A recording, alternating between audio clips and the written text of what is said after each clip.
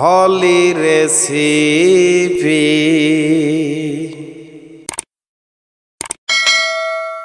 আশা করি আল্লাহর রহমতে সকলেই ভালো আছেন। আজকে আমি খুবই মজার এক রেসিপি নিয়ে আপনাদের সামনে হাজির হলাম। আজকে আমি আপনাদেরকে তৈরি করে দেখাবো চিড়া কলার মিষ্টির ডেজার্ট। এই ডেজার্টটা এত মজার হয়ে থাকে, বিশ্বাসই করবেন না না খেলে। সেই জন্য আমি রিকোয়েস্ট করব অবশ্যই এবারে ঈদে এই ডেজার্টটা তৈরি করার জন্য। তাহলে চলুন রেসিপিটা শিখে নেওয়া যাক। আমি এখানে একটা হাঁড়িতে দিয়ে দিচ্ছি 1 কাপ দুধ। এটা আমি গরুর দুধ নিয়েছি লিকুইড, সেটা আমি দিয়ে দিচ্ছি। এবার আমি দিয়ে দিচ্ছি 1 কাপ চিনি। চিনিটা আপনার টেস্ট অনুযায়ী দিবেন, যদি কেউ বেশি চিনি খেতে চায় তাহলে বেশি, আর কম খেতে চাইলে কম দিয়ে দিবেন। দিয়ে দিচ্ছি 1 চিমটি লবণ। এবার সবগুলো একসঙ্গে আমি মিশিয়ে দুধটাকে আমি জাল করে নিচ্ছি।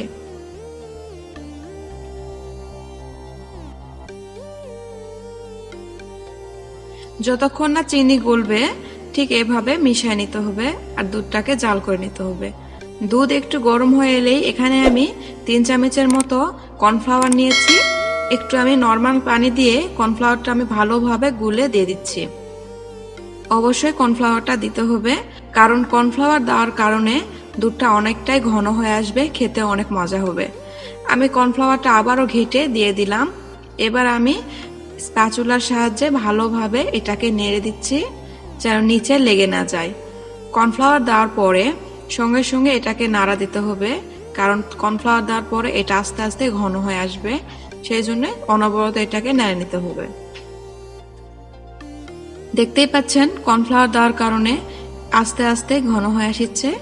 এইরকম আরো একটু ঘন করে নিব, কিন্তু বেশি ঘন করা যাবে না, অল্প ঘন করলে হবে, কারণ ঠান্ডা হয়ে গেলে আবার একটু ঘন হবে। আমি এখানে কিছু বাদাম দিলাম, আপনাদের পছন্দ মতো যে কোনো বাদাম দিতে পারেন। আমি কাজু বাদাম আর চীনা বাদাম দিয়েছি। কাজু বাদাম চীনা বাদাম দিয়ে আমি আবারও নেড়ে চেড়ে দিচ্ছি। এই তো প্রায় এইরকমই আমি রাখবো, কারণ এটা বেশি ঘন করতে যাব না, কারণ ঠান্ডা হলে এটা আরো ঘন হয়ে আসবে। এবার আমি এটাকে ঠান্ডা করে ফ্রিজে রেখে দিব। অবশ্যই ডেজার্টটা ফ্রিজে রেখে ঠান্ডা করে নেবেন। এখানে আমি চিড়া নিয়েছি, চিড়াটা অবশ্যই নিতে হবে, কারণ চিড়াটাই হচ্ছে এই রেসিপির মূল উপকরণ। এবার আমি চিড়াটাকে ভালোভাবে ধুয়ে নিব, সেই জন্য আমি একটা বোলে পানি নিয়েছি। চিড়া দিয়ে আমি এবার ভালোভাবে আমি ধুয়ে নিচ্ছি। আমি এই চিড়াটা 3 থেকে 4 বার ভালোভাবে আমি পানি চেঞ্জ করে ধুয়ে নিয়েছি। দেখতেই পাচ্ছেন চিড়াতে কত রকম ময়লা আছে। এই তো দেখাই যাচ্ছে কত রকম ময়লা। এভাবে আমি 3 থেকে 4 বার ধুয়ে নিয়েছি।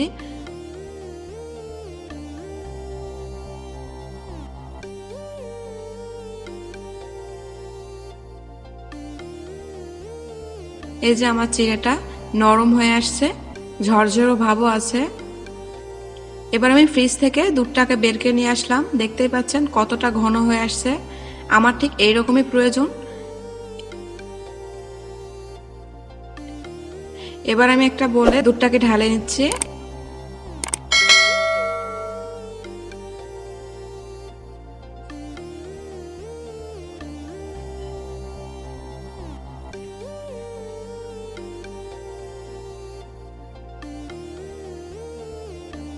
এবার আমি দিয়ে দিচ্ছি চিড়া, যেটাকে আমরা ধুয়ে রাখছিলাম। দেখতেই পাচ্ছেন কতটা ঝরঝরে হয়ে আছে। আমি সবটুকুই দিয়ে দিচ্ছি।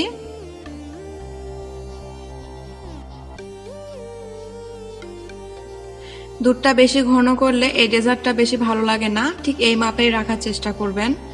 এবার আমি চিড়া আর দুধ ভালোভাবে মিশিয়ে দিচ্ছি।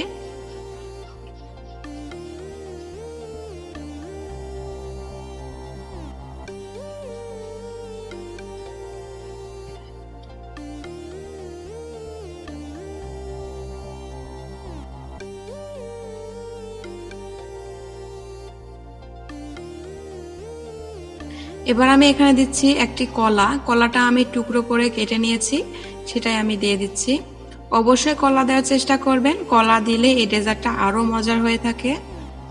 কলা দিয়ে আমি আবারও ভালোভাবে নেড়ে দিচ্ছি।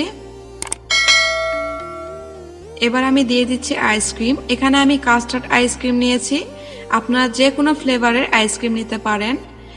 আইসক্রিমটা গলা পর্যন্ত আমি ভালোভাবে এটাকে নেড়ে দিচ্ছি। আইসক্রিম দেওয়ার অবশ্যই চেষ্টা করবেন, কারণ আইসক্রিম দিলে আরও মজার হয়। আসলে আমি যেগুলো উপকরণ দিয়েছি একটাও বাদ দেওয়া যাবে না। আমি খুবই অল্প উপকরণ দিয়ে দেখানোর চেষ্টা করেছি। খুব সুন্দর একটা মিশ্রণ তৈরি হয়েছে, দেখতেই পাচ্ছেন। এটা বেশি ঘন হলে ভালো হতো না, ঠিক এই মাপের রয়েছে, সেই জন্য খুব ভালো লাগছে। এবার আমি একটা সার্ভিং বলে উঠায় দিচ্ছি। এটা অবশ্যই একবার হলেও বাসায় ট্রাই করবেন। এটা ঠান্ডা ঠান্ডা সার্ভ করার চেষ্টা করবেন। আর এটা ঈদের একদিন আগে যদি তৈরি করে ফ্রিজে রাখেন তাহলে কোনো সমস্যা নাই, ঈদের দিন আপনারা সার্ভ করতে পারেন। এই তো, এবার আমি কিছু বাদাম দিয়ে এটাকে সাজিয়ে দিই। প্রথমে দিয়ে দিচ্ছি কলা কয়েক টুকরো। এবার দিয়ে দিচ্ছি বাদাম কুচি। এটা জাস্ট সুন্দরের জন্য আমি দিলাম, আপনারা চাইলে নাও দিতে পারেন। এবার আমি একটা চেরি ফল দিয়ে মাঝখানে দিয়ে দিচ্ছি। এই তো আমার চিরা কলার ডেজার্ট রেডি। আপনারা চাইলে অনায়াসে বাসায় এটাকে ট্রাই করে আপনার পরিবারকে চমকে দিতে পারেন। আমার রেসিপি যদি ভালো লাগে তাহলে অবশ্যই আমার চ্যানেল সাবস্ক্রাইব করতে ভুলবেন না। তাহলে এখানেই বিদায় নিচ্ছি। খুদা হাফেজ।